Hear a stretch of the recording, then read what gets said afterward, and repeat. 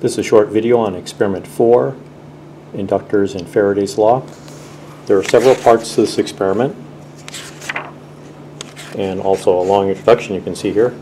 Part B involves energizing a large inductor, relatively straightforward, plenty of explanation in the lab manual. Part B involves putting together a transformer. Again, very explicit instructions in the lab manual about how to do that. Don't need to say too much about that. The last part, Part D, involves constructing a generator, and there it's a little bit less clear exactly what the apparatus looks like. So let's show you what's actually involved. Here's a setup for Part D. There's a motor which you may recognize. You've used it in several experiments before, but now it's hooked up to this set of coils, or actually it's a flip coil here at the end. You can see it rotates around. You can't really see the coils. They're at the end here. They wrap around 10 times in this area right here.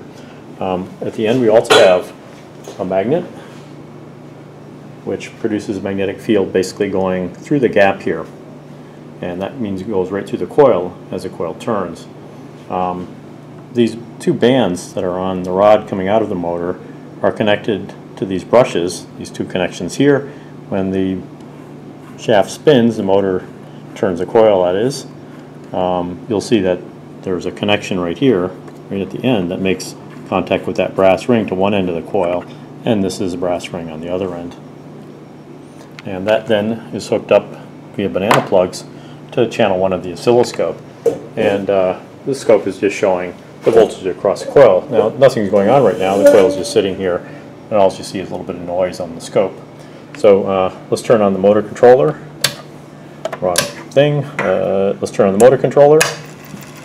And we'll give it a little bit of speed here, again using the control at the end, scope to 500 RPM,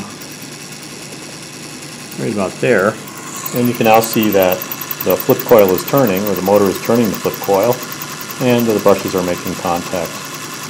And if you look at the scope, we now have a clear signal. And if I change the speed of the flip coil, it's now going quite a bit slower, you can see that that waveform has stretched out, indicating that it's going more slowly, or the frequency is lower. And you may also notice as I increase the speed, it obviously goes more quickly. You're also seeing some noise there, and you can see the amplitude of the signal increasing. It's now filling the screen. Let me change horizontal scale, and you see a fair amount of noise on there, so you'll need to read the scope. You need to read the scope fairly clearly. And let's just go up a little bit more on the speed.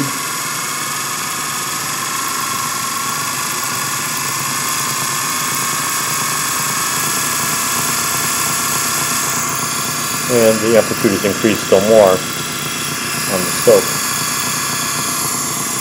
That's at a couple thousand RPM. So to measure the frequency and the voltage of this wave, mostly the voltage amplitude of the wave, as a function of the rotation speed of the motor and the coil. And you want to make sure that the coil is not hitting the magnet, and you want to stay away from that rotation while you're doing it.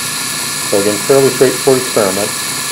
If you see a lot of noise in the output, you might have your TA come and check the contacts and that you have everything hooked up correctly.